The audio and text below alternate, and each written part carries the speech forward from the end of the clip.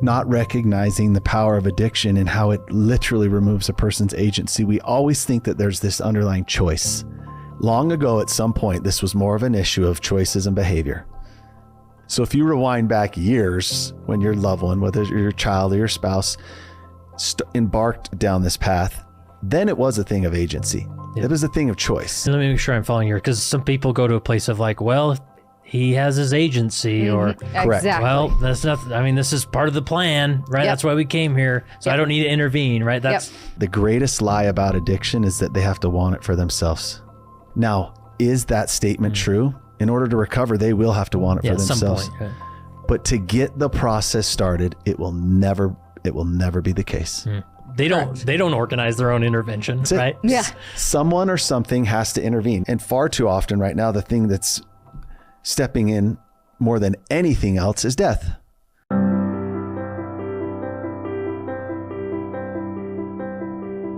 Another episode of the Leading Saints podcast.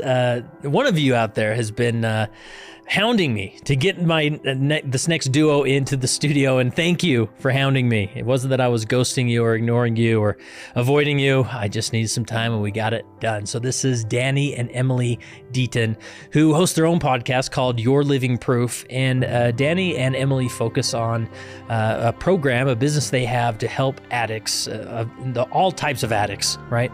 And so we talk about the concept of addiction, where leaders help, where leaders don't help, where families help, where families don't help.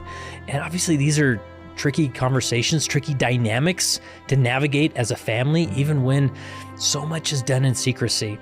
And so Danny and Emily talk about, how do we approach this as loved ones, those that surround this? How do we do it with the bishop's office? Sometimes we get in the bishop's office and it's all about, let's keep this in here, nobody else needs to know. When in reality, the answer to helping somebody towards recovery has to involve the relationships around them, primarily their family. But what does that look like? How do we wait till the person hits rock bottom before we take any action, right? Sometimes it's so tricky when things like agency are involved and we want to help them, but we don't want them to spiral. So we go through it all. This is a phenomenal conversation, one I think you'll listen to more than once, and please share it with a church leader out there, especially bishops who maybe are interfacing with these individuals before many others do. So it's a phenomenal interview. You're going to love it. Here's my interview with Danny and Emily Deaton. All right, Danny and Emily Deaton. So where's the story begin? Even probably before you two were an entity, right? Who wants to jump off? You should read the introduction, like on our little podcast. Oh, no, that's okay. Is it too scary? No, is it too much? You can summarize it for us. Well, before we met each other, we both traveled our own crazy roads, which involved teenage pregnancy, divorce, incarceration, drug addiction. And then we decided to just, mix that together and become an eternal family. And we have 3 kids now, and a cat and a dog and 22 chickens. And, the rest is history. So drug addiction is part of your story as well? No. Oh, okay. Well, it became a part of my story when I met him. Yeah, not physically. But Exactly. She didn't know it was until she fell in love with me. I was really convincing at the beginning. Nice. Great salesman. But we do have that life now. You send out that Christmas card and everything looks perfect. It's cute kids. It's wonderful life, but it didn't come easy. Yeah. So Danny, maybe just give us a quick synopsis of your journey, which will put this whole conversation why we're here. Yeah, I would love that. So I won't bore you with my story because that's not why we're here today. We would love to share and provide resources. Yeah. I know a lot of people listening in are hungry as to what we can do better to help with some of the challenges out there. But why I'm here, why I speak with authority, and why I'm passionate about this in the 2-minute version is I grew up here in Utah, local boy. Had a great life. I loved everything. Attended out to high school, super involved and active in everything. Eagle Scout, playing instruments, all sorts of sports. Loved it. Loved life. I had a lot of great friends. As life progressed, some poor choices were made that led me down a poor path for one reason or another. Got my act together while sleeping on a beach in Hawaii as a young man when I was supposed to be on a mission or going to college. It dawned on me that as much as I thought I'd found the life, right? Like I was missing something. I felt empty. So I came home at 22 years old, went on a mission. It was an incredible experience down in Brazil. Came home, had my path laid out in front of me. I knew what I was going to do. I was ready to take advantage of the opportunities. And again, I'll spare you all the details, but for one reason or another, this was during the opioid epidemic. For those of you who are aware of how that happened, pain pills were introduced to my life when I was doing everything I was supposed to. I was doing all the right things. After the mission. Yep. After the mission, going to school, got married, was doing all the things I was supposed to. But there was a big twist this time. Taking those filled the void of a lot of things I had at the moment in the name of pain, right? Right. Because there was some nagging injuries and pain. This took that away. But what it filled was a lot of the emotional things I wasn't even aware of. And it made me feel better. It helped me deal with some things I couldn't deal with at the time. And I acquired a secret. And so that continued for a long time. And that's an important part of this because when I tell the end story, it's a little bit scary. And I think it's hard for people to relate to. But there's a progression that gets people to these horrible situations. Every addiction is progressive.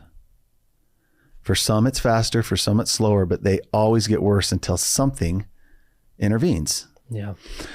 Well, mine progressed. And if you take my entire addiction of 10 years, 9 years of it, I was high functioning. Continued to graduate school, started a business, did all the things right. But the consumption of these medicines increased, the secrecy of them increased, then lies started to happen. And it just compounded to where it got me to a horrible place. I had a marriage that ended. My business started to unravel. It started to manifest itself. And when those things happened, it went from a very manageable place where I was hiding this secret and still controlling things to where things got ugly, and they got ugly quick. So to flash forward through the ugliness, illicit drugs came into play. Hardcore drinking came into play. Hardcore drug use came to play. Buying drugs, selling drugs, doing whatever you had to survive. It's called the hustle. And it all came to a head where I wake up in a jail cell covered in my own blood because my cellmate was sick of hearing me moan through the pain I was experiencing from withdrawal. So decides to start bashing my head on the ground to where I'm bleeding out, and I'm looking at a guard who's laughing at me. Wow. It's a low point. It's a low point. Yeah. And I'm in there feeling really out of place because I was an Eagle Scout. I did have a dad who was my bishop and my father, who was my best friend, who was a great example. I had all the things. So here I was. It was very polarizing. And you think that would be the low point, but it wasn't, because as soon as I got bailed out, it wasn't until my dad and brother both had a dream the same night they were speaking at my funeral and found me clinging for life in the basement of a home in Draper. And I had a father who walked into that basement, that cold, dark place. And he had gone through a process before this that I didn't know. He had actually been working with a recovery coach in a treatment center that taught him all the things he needed to know. So he was able to walk into that basement, and it's a crazy story.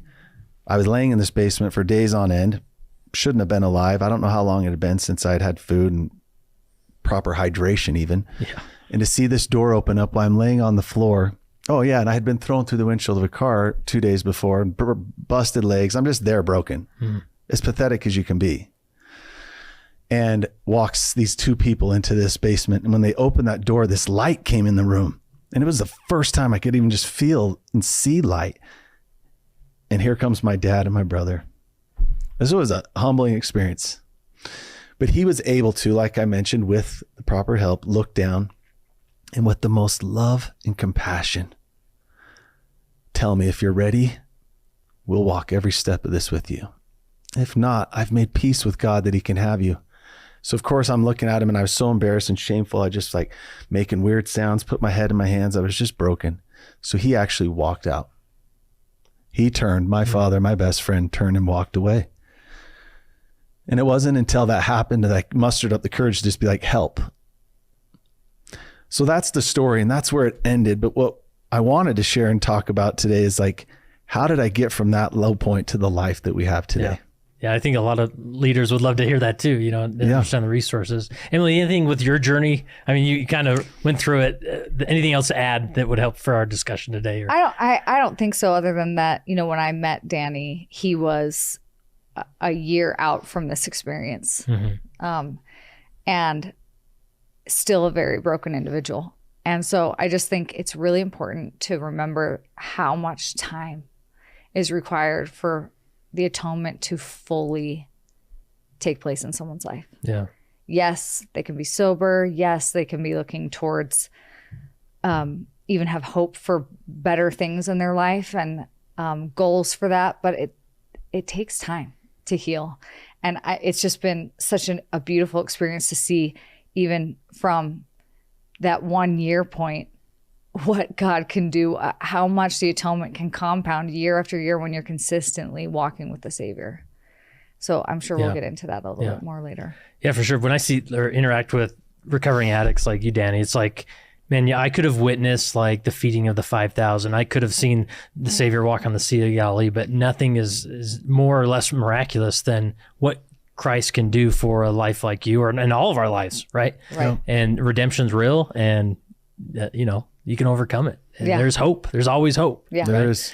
And just for context as well, like to bring us to present day, you currently run, you have a podcast, right? You're Living Proof. Yep. And which is connected with your organization. Maybe just give us a rundown so that people have that perspective as well. Because we're here today to provide some real legitimate resources, like some actual to-dos for all the church leaders out there to be able to utilize these keys, the healing power of the atonement for more people, right? There are not enough people receiving this. And there's some real critical steps that people are missing as to why that is. So came out of recovery, met her. I had to get life repaired. So we've got into the restaurant business. It was an opportunity that presented itself. I worked like a dog for 10 years to try to save some money, to get a house, to build a family. In the entire time we did it, for some reason, I firmly believed that those who recover loudly can help those who are suffering in silence. So everywhere I went, I just did it. I'd introduce myself. I wouldn't glamorize anything. I would just explain where I'd been and who I am today. And people were just latching on. How did you do it? Tell us how you did it. Especially when I spoke in church, maybe one eyebrow raised, but I would go home and people would be knocking at my door, calling, opening up. And I was like, we've got to change this, because they're not even opening up with some of the right people and leaders that are available to them. We could get into a whole discussion as to why. I think those are obvious. Mm-hmm. It's shameful. It's embarrassing. So people kept wondering, what did you do? How did you do it? How did you do it? And looking back at my recovery, it was very easy to see there were so many steps in this process that were necessary. So many people involved, clinical people, countless people in group therapies. I mean, there was medicine that was needed to be involved, psychiatrists. There were so many steps along the way. And I look back and I'm like, I did everything that was required of me, but I would have never and could have never done it without my family learning how to influence it, how to encourage it. And it's sometimes use whatever word you want, making sure it happened. I would have never made it. And as I got further into recovery, those that I met, individuals in long-term recovery, I said, there's some common themes here. Every one of these had an amazing family behind that eventually learned how to help, how to stop enabling, how to support, how to have boundaries. And that was the magic recipe. That's what was missing. So we jumped out of the restaurant world head first. I went and got certified and licensed as an interventionist. It's kind of the licensing to do this line of work. I specifically avoided other paths. Thank goodness there are people out there like certified therapists that help people from that level. Yeah, sure. But I needed to be able to say the hard things. I needed to be able to push people to do things. I needed to be able to work outside of the box. So I went and got certified as an interventionist. I did them for years. We were extremely successful. Most of the families I worked with, it wasn't long until they did difficult things, came together, and their loved one got into recovery. And for those who may not know what is an interventionist and what does that mean? An interventionist comes, unites the family. They put a plan in place for their addicted loved one. Then they all come together with unified boundaries. That's basically like this very spiritual and loving way to get someone to do what they need to do. You need to go to this therapy or this facility, or else we can't. We need to take a further step back. That's the boundary, right? Correct. And it's an event. Mm-hmm. It's definitely an event. That's the key. It's a heroic event. And I did them. I was very successful. What was crazy is as we started doing this in our own community, have you ever seen the movie Hitch with Will Smith? Oh, yeah, sure. People pass along his card. That's what happened. Oh, I see. Mm-hmm.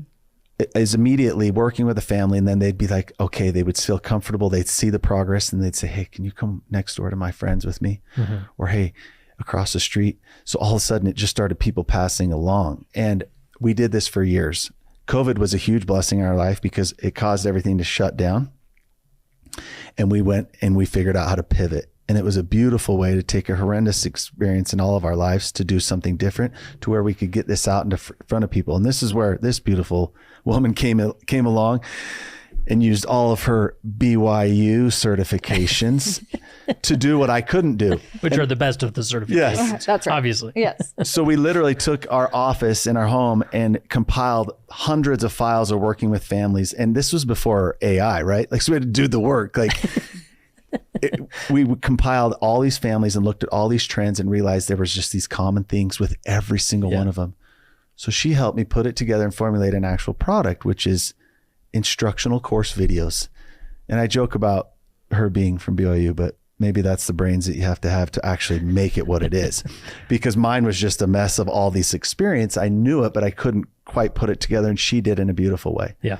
Yeah. Anything you'd add to that, all that? No, it was amazing because honestly, it's like you would see, I, as his spouse, could see this is his purpose. And there's no way we're not doing this. And in fact, like, this is definitely God telling us, like, you got to do this, whether you like it or not, you're doing it. And so it was a beautiful experience to transition from a world where I felt actually like, as nice as it was for Danny to work in the space of recovery, it was also tying his hands in a way, because it was an event. The recovery didn't continue. He didn't continue on.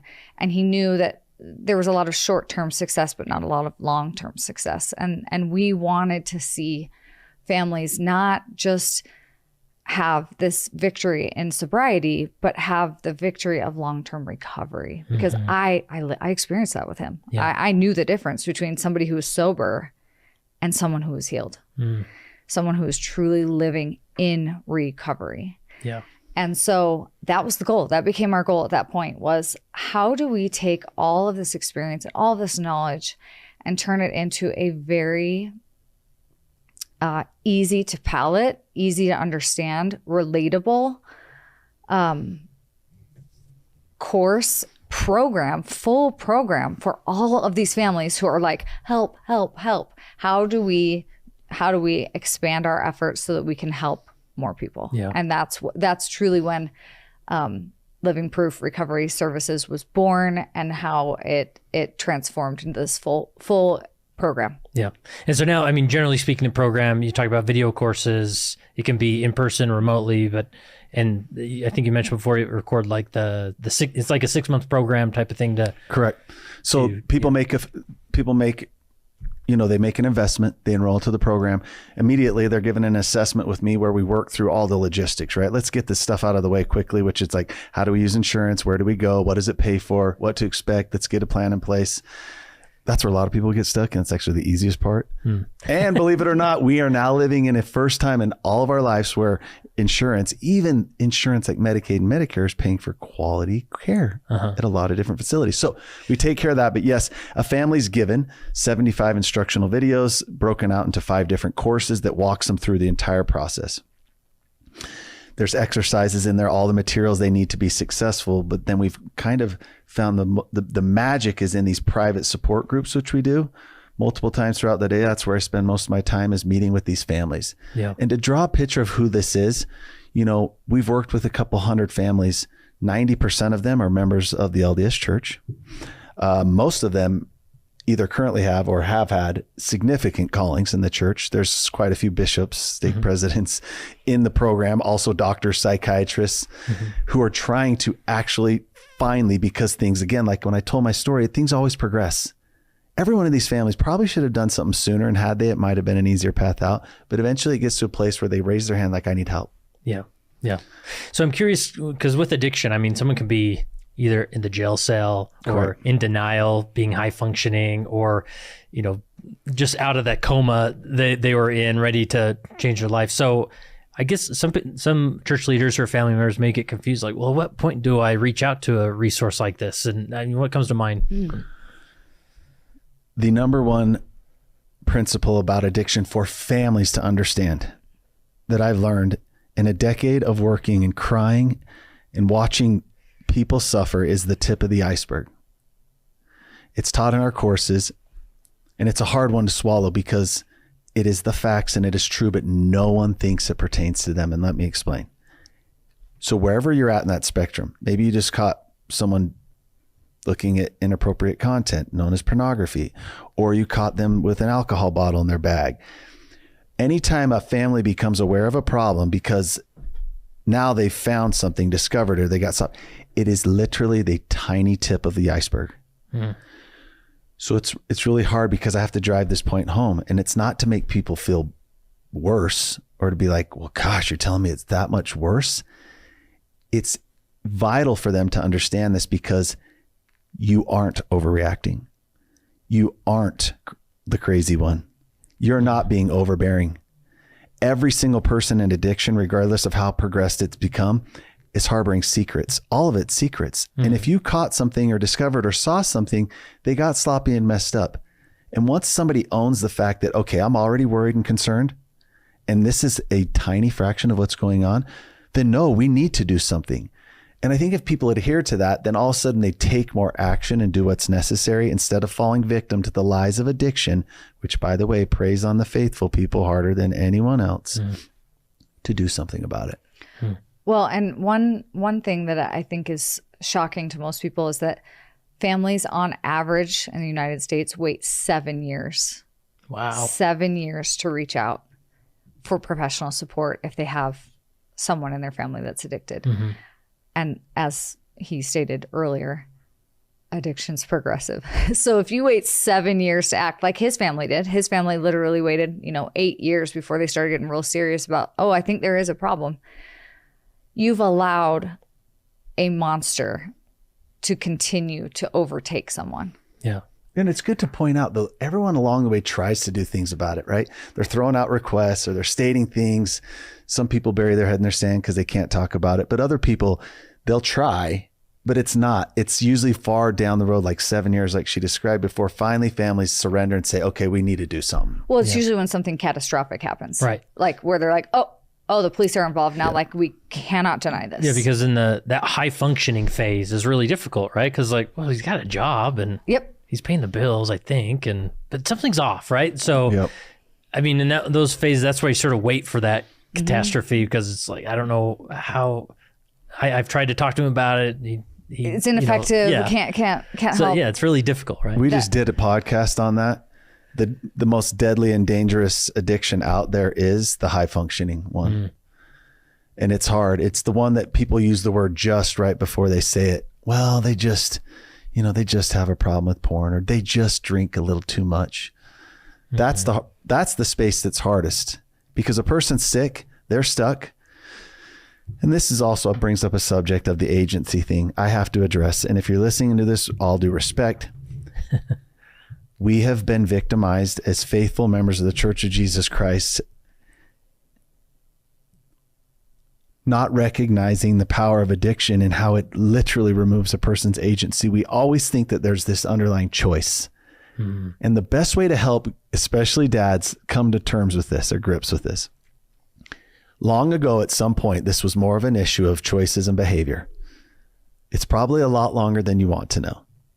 So if you rewind back years when your loved one, whether your child or your spouse, embarked down this path, then it was a thing of agency. It was a thing of choice. And let me make sure I'm following here, because some people go to a place of like, well, he has his agency, or correct. Exactly. well, that's not. I mean, this is part of the plan, right? That's why we came here. So I don't need to intervene, right? That's kind of the. I come out swinging, and I've screamed it from the rooftops for as long as I've done this, that the greatest lie about addiction is that they have to want it for themselves. Or we wait for that rock bottom moment, right? It is that they have to want. Now, is that statement true? In order to recover, they will have to want it for themselves. At some point, right. But to get the process started, it will never be the case. And that's why interventions can be effective, because they don't organize their own intervention, right? Yeah. Someone or something has to intervene. Now, people step in, and we kind of live in this place of chaos where we go through this cycle of some good time and then they fall back, some good time, they fall back. Meanwhile, it's always progressing. So is the shame and guilt and despair. But if someone doesn't intervene, nothing changes. Mm-hmm.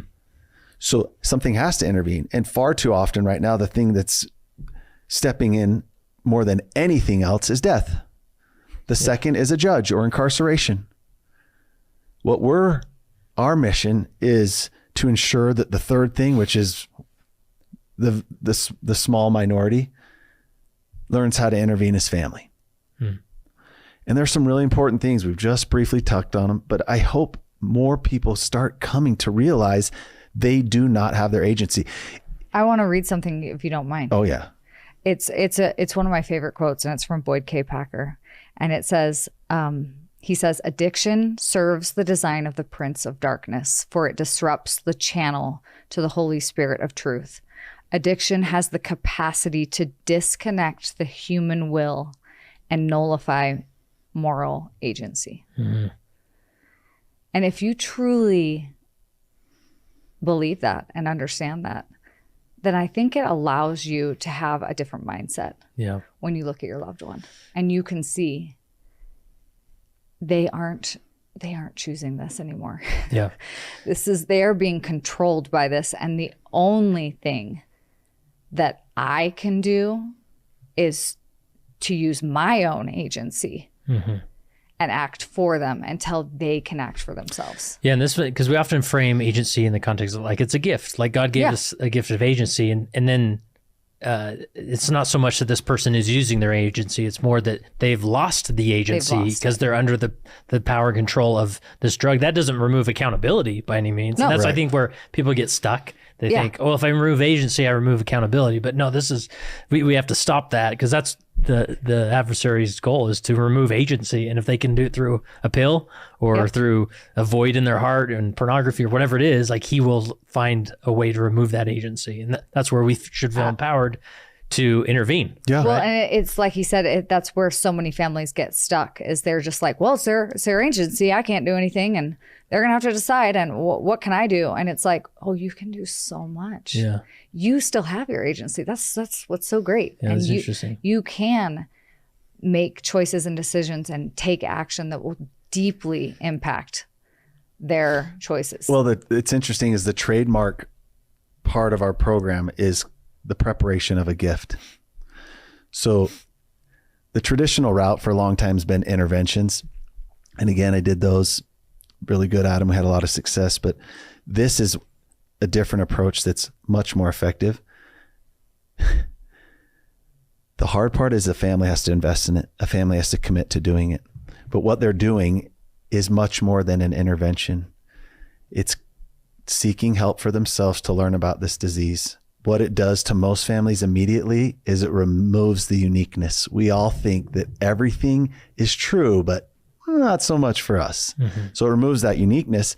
And then they do is they learn about what the path forward for their loved one looks like in depth and what their role is and isn't in that. Then they look at resources and what are available. They do all of this work and they present a intervention in the form of boundaries. And this is what changes, because every family that tries to do this alone, they cave or they miss the mark. And what do you mean do it alone? Like without professional help? Correct. Okay. Yeah. Yeah. And it's a traditional route a lot of us have gone. A family finally gets to a boiling point and they're like, you need to go talk to the bishop. To every bishop listening out there, my heart aches for you, because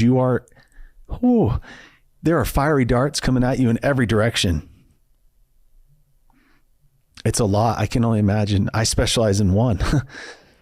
But to have people coming at you from mental health, from depression, from marital problems, from financial problems to addictions, it's a lot to handle. People are throwing their sick individual at the bishop, expecting him to perform miracles.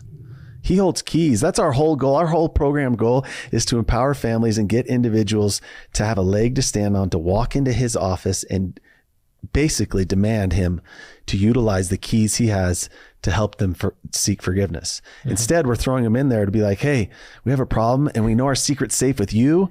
Yeah. So can you figure out what to do? No, we're missing some critical steps in between. So our program prepares this gift and it allows families to actually look and say, you know what? We have done it. we're prepared. We have a place to go. We know what our role is. Now we're going to put these hard boundaries in place. And that's the big kicker, which we need to address today, because that's where a lot of institutions like our church and almost any church or business or establishment kind of gets to a point where like, ooh, I don't know if I can do that. Because sometimes those boundaries mean, I'm sorry, son, I can no longer have you doing drugs in my basement. It's putting all of us at risk. We understand that. And I love you so much that I'm going to actually not allow that in the home. However, when you're ready, all you have to do is say, okay, help. And as a family, we know what that looks like. And that's the process more people need to get to. But in order to do that, it requires families going through a process themselves. And that's the kicker about addiction that's so unfair. Someone else made some poor choices, and over time they got really sick, and now those around them have to learn about it. Well, that's what it is. And if we want to help a lot more people, we were talking before we started recording today. I mean, you can go to the Department of Health and Human Services and look the data up yourself. Those institutions are always like 2 years behind anything in like the medical industry, behavioral health. So 2 years ago, they discovered that there were 46 million people known to have addiction, substance use disorder. Like in the country. Yeah. And what's hilarious is they're known. Okay. These are documented by hospital or like a policeman or, a judge, where most addictions lie in secrecy. So that number is actually probably an alarming number. Yeah. Even more alarming, because that is an alarming number. And it's way worse than that. Yeah. 94% of those people, of the 46 million they knew of, never, ever got the professional help they needed. And you want to know why? Yeah. They do not feel that they need it. Like, I got this. Yeah. Today was tough, but next week looks good. I'll be better, right? So none of them think they need it, which again means something or someone has to intervene. Yeah. And I want to kind of draw back full circle to where we're at, because the people listening, whether they're parents or church leaders, all we have to do is take all the resources and tools we have. We all know what the end goal is. The end goal is the atonement of Jesus Christ. And from personal experience, I want you to know that it was a process for me to ever get to a point where I thought that was even possible in my life. So if we're throwing a sick person, and here's the hard pill to swallow, your loved one, whether it's pornography, alcohol, prescription medications, it's not the substance, it's the problem. It's all the underlying issues and the trauma that they've occurred during the process from lying, cheating, stealing, that have them really sick. Yeah. So to throw a person all the way to that heroic event in our life of feeling that forgiveness, we've got to implement the first few steps to get them there. And that's where we're missing the mark. Yeah.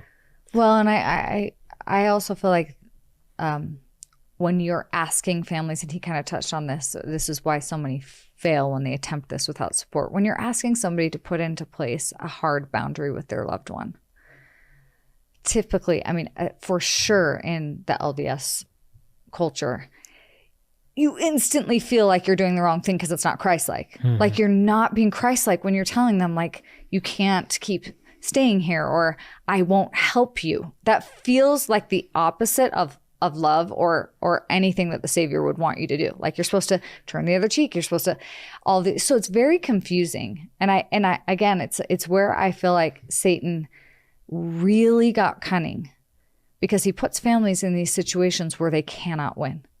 They will either continue to enable, or they will feel guilty and like they're doing the wrong thing if they hold a boundary, so much so that they will fold. And they won't ever actually hold it. Yeah. Yeah. And I'm I love your approach with, you're looking at this not as an individual problem, but this is the whole family, right? And I almost would expand that to, these are relationships that are in the life of this person. And speaking in a church leadership context, sometimes that bishop relationship is part of that, where, I remember as a bishop that, removing a temple recommend from somebody struggling with pornography. And he emailed me that week. He said, wow, like, thank you. Because I have had so many leaders that like encouraged me to go to the temple, right? Sure. But what I realized I needed once you took that was, this is actually what I needed, was sort of this strong boundary. And you didn't use those words, and this is tricky because I'm not trying to say be prescriptive that everybody who shares anything, you got to rip their temple recommend away. Like, obviously you're really prayerful about it and considering all things, but there's a lot of spiritual boundaries that need to be put in place that the church leader has the keys to do so, and that's part of it, right? As you're shepherding them towards more professional help, right? Exactly. Well, and it's hard because you're only getting partial truths, right? No one goes in and gives the whole story. Yeah. They just give enough. Yeah. Part of recovery for people, no matter how it begins, and it's usually something else that makes you start the process, is learning how to be truthful with yourself and with other people. And that's why I always, it's a hard one to say, but if you have a loved one whose addiction has progressed to a point where something needs to be done about it and it's now undeniable, I'm really sorry to say, but you as a mother or father, as qualified and capable as you are not the right person to help them right now. Mm-hmm. That bishop who holds unique and special keys, who is the salt of the earth, who has the biggest heart of anyone in your life, is not the person to help them right now. They need to be around broken people. They need to be in structured environments. They need to have accountability. They need to be stripped down. They need to be around other people like them. And it seems really hard. Again, it goes into this whole thing. I don't know, that doesn't really feel safe or good. If you actually knew how sick they were, all of it would make sense. Yeah. But they need to be around other people, take certain steps to where you can actually be the greatest benefit in their life. Their church leaders can be the greatest benefit in their life. So the elephant in the room is like, okay, if that's the case, we'll do that. But how do we get them to do that? That's where a family has to step in and learn how to enforce certain boundaries. And that is all predicated on preparing a gift and knowing what that long-term picture looks like. Mm-hmm. Yeah. So I think if I could communicate one thing is we've got to stop trying to do this on our own. Yeah. We're trying to be the person that's going to help this person overcome, right? Because as parents, we raise these kids and we're like, we want to be everything for them. As a church leader, I want to have all the answers, and everybody leaves my office feeling like, finally, what relief, right? But it's all about roles, right? Because the therapist, the interventionist also doesn't want to go home and be their mom the rest of their life or their dad. Like, everybody has their role, and we just need to understand whose role is most important at this stage. And a lot of times, when you're in the thick of it, that's where that professional help is. Well, that's a shout out to our program, because when, people invest and enroll in our program, there's long-term support. Families are given at least a minimum of 6 months intensive support. They can continue that if they want to at that point. That's great. But it's every step. It's like, okay, how do we get them in there? Okay, sweet, they're in there. Now what do we do? A big part of this that families realize once they're in the program is they get to experience recovery themselves. So once they get the sick person the help they need, the whole family can notice how they've been affected and heal themselves. That's the magic. It's the fish tank. It's the fish tank. Everyone that has a loved one stuck in addiction, it's like having a dirty fish tank and this fish that's just about to drown. We're so good at pulling this fish out of the tank. We go over here, we clean them all off, and then we put the fish right back where it was. Again, hard pill to swallow. Family's like, oh, no, we're good. We're good. The hard truths, and my family will be the first one to tell you, as amazing as they were, because they were just, they're the all-star humans. My addiction lied, manipulated, abused, and affected every one of them over time. So it did dirty our fish tank. And none of them could see it because it happened slowly over time. All of this is madness. Trying to get someone to do what they're unwilling to do is insane. Getting families to come realize they have to do some work in order to have any hope at success with this is crazy. But it's actually one of the most beautiful ways to come to realize the power of the atonement of Jesus Christ. It's being stripped down and humbled in a way not a lot of other things can.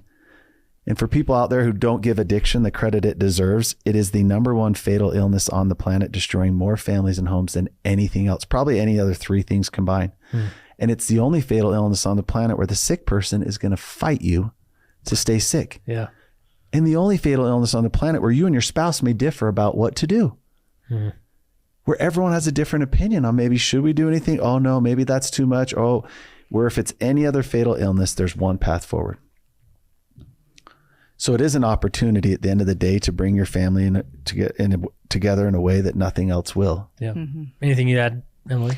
I was just thinking about boundaries and how, like, we as an LDS culture see boundaries. And I think it's interesting if you really, really think about the way Heavenly Father feels about boundaries. He really values them.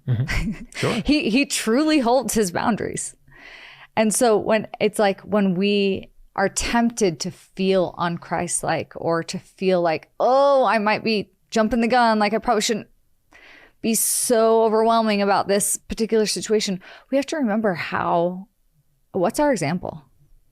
Where can we see God holding boundaries with us? And I mean, I'm like, go to the temple and you'll see it really, really clearly all over and over again of his love is always extended. His arms are always open. The Savior's atonement is always there for us. His mercy will never end. Yeah. However, there's some rules of engagement. Yeah. He modeled it for us. Yeah. And I met with some stake leaders recently, and they were just like really desperate for some solutions. Like they were like business guys, like they understood the spiritual side, but like, we want to be more successful. We want to help more people. So how do we do it? And so as we start going through the process, they're like, what's the hinge point? What's the hinge point? Like, and I said, yeah, it always gets to a little sticky hinge point. Sometimes that means I've done everything I could. I know I have. And it requires a separation maybe from a spouse to clearly get through to them, or a child being removed from your home who's putting everyone in danger. Mm-hmm.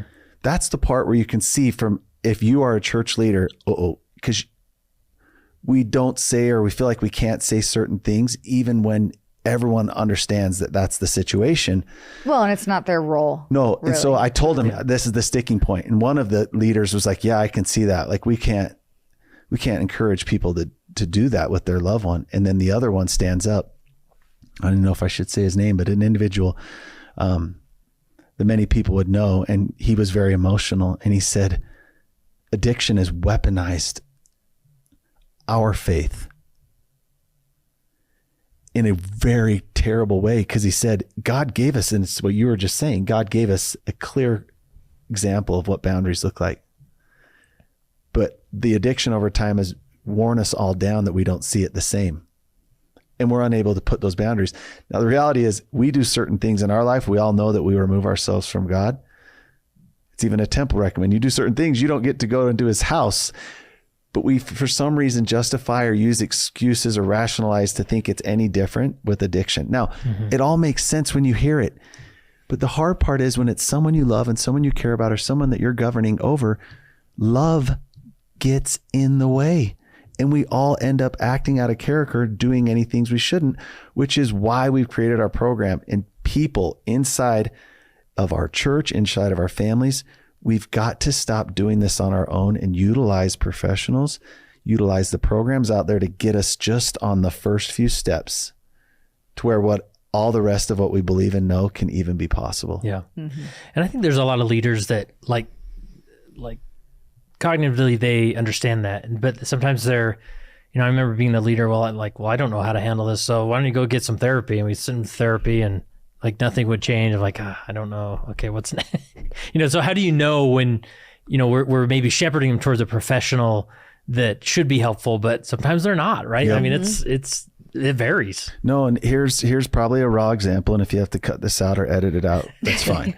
If a young man comes in who's vaping, consuming porn, and someone's talking to him about prayer, about forgiveness, about temple, your worlds are completely disconnected. Mm-hmm. What you're saying is true, and what you're saying makes sense, and what you're saying is healing. But to understand where they're at, every young man that comes in, and here's that word just again, let's say it's just pornography. This is not a young man who's been looking at a two-dimensional image on a piece of paper like we did when we were younger. Mm-hmm. What they're consuming, the content they're seeing, it is horrendous.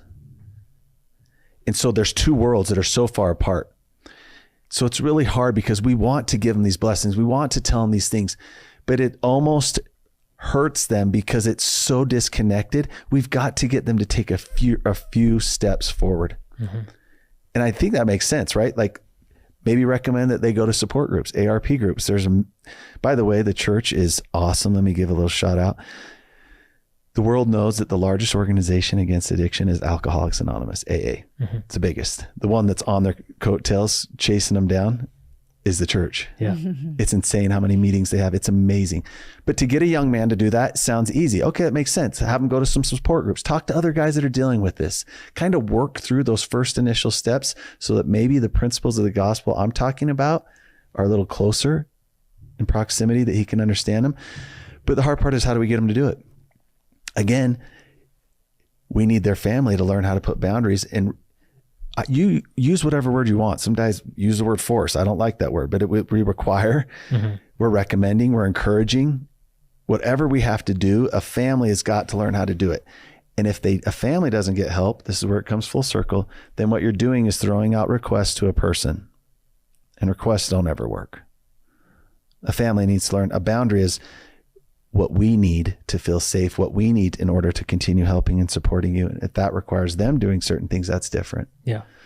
So if I'm hearing it right, like one of those early stages isn't necessarily to prescribe them with do this, but more of like gauging their support system or their family structure. Because I remember some people do come in like, hey, can you just not tell my wife or my spouse about this, or let's just get this handled, right?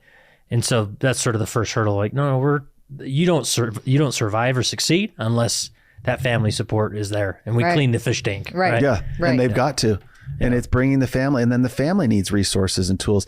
And that's what's interesting. For the record, like, we live in Utah. There is more facilities to help people stuck in addiction than any other state in the country. It's amazing.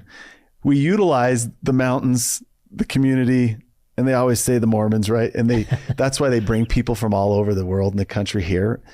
It's a great marketing place for rehabs, but there's a lot of incredible programs to help these sick individuals. And for the first time ever in our life, insurance is paying for it. So if you're worried about that, that's easy. And we can help you with that, or most people can. But there's a huge gap in the people who actually go and get this help. And for the families, the world's neglected the family. It's really hard. We don't have a lot to compare our business model to with others, because there really is nothing out there.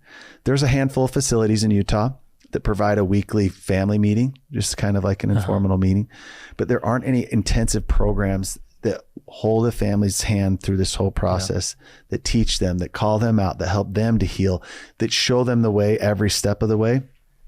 And that's what we're really hoping will bridge the gap and allow more people to get the help they need. Yeah.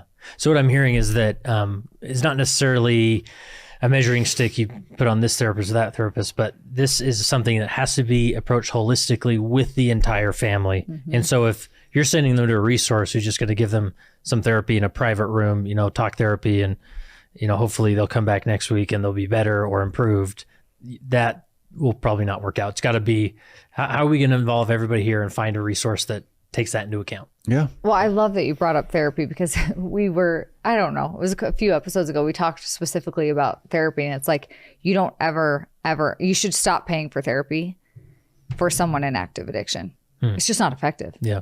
It's just not. It's not going to get progress. Is there a really awesome time and place for therapy? Yes. He went through a lot. We went through a lot. Yeah. We all need a great therapist, but they're not going to move the needle. Yeah. And that, I actually believe, is the most common feedback that we get from people that have enrolled in our program, is like, oh, I was in therapy for 10 years and my therapist was awesome, but like, they can never really tell me how to do this.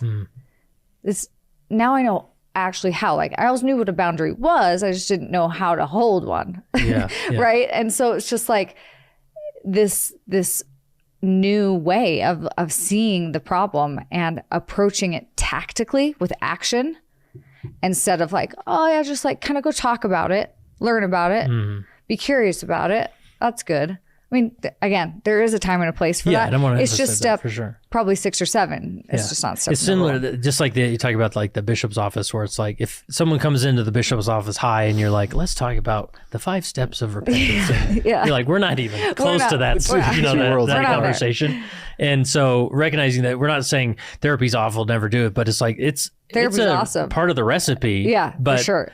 There's a million phase to this, right? 5 or 6 steps before that. Yeah. The mantra to our business and to my life is, our secrets keep us sick. And it holds true as much with the person that's in addiction as it does with the whole family. The goal isn't here is to jump on your Facebook page and talk about your son, the alcoholic. But it is for us to start coming together and addressing things and talking about things. We're not glorifying them. But when families hold these as a secret from other people in their community, safe people like your ward members, church leaders, it just builds. It's where Satan's playground is in these places of secrecy. So we have to start talking about things. We have to be open about things. But most of all, people got to start reaching out to professionals and stop thinking that they're going to somehow handle this in-house. One of the most transformative things that when I work with families is when their prayer changes. Moms who have literally worn their knee out, and I can see all their faces. I spoke to one today. When they stop praying for a miracle that their loved one will change, and they change their prayer to, please help me to have the strength to do what's necessary because I'm scared. And again, it's the unfair part of addiction. I know someone made bad choices and put all of you in this situation. But that's the way out. The key out is when a family starts to pray that they have the courage to do the difficult things that seem un-Christ-like, that seem hard. Just today, an hour before we came, I'm in a group with 12 parents, amazing people, all members of the church, successful individuals, and a mother talking. Now, they've been in the program for months, and they've gone through it. They've presented the gift to their child. They've all the resources. They've healed. They've cleaned their fish tank. Who had to remove the car they were providing for their son down in Provo, where he's been living. Now, this is an extremely brilliant college graduate whose addictions progressed to a terrible place, who's removing this vehicle. They live in a different state, knowing very well that means here in this cold February month, he has nowhere to live. Yeah, it's tough. So to ask a mother to do that on her own, it's not possible. Never has been. Even someone who's in a program with all the support, learned, has the tools, provided solutions, has learned to speak to the disease of addiction, they're still put in those terrible situations. But she's doing it, and she's doing it with a full heart, knowing that all he has to do is say help. She's already started the process. She's on the path. They've cleaned the fish tank. That doesn't guarantee anything, but I'll tell you what, when families start to buy into this, when they start to invest the time and energy they need to understanding and putting a plan in place and getting themselves help, we are going to take care of half the addictions that are out there. Yeah. Instead, what we're still doing, and everyone listening, we still fall victim to praying for miracles, to putting their name in the prayer roll and doing all these things. God's anxiously waiting for them too, but someone has to intervene. And maybe that person is just you. So you've got to start praying for the strength to do that. And we've got to stop putting our church leaders in as the first step for people.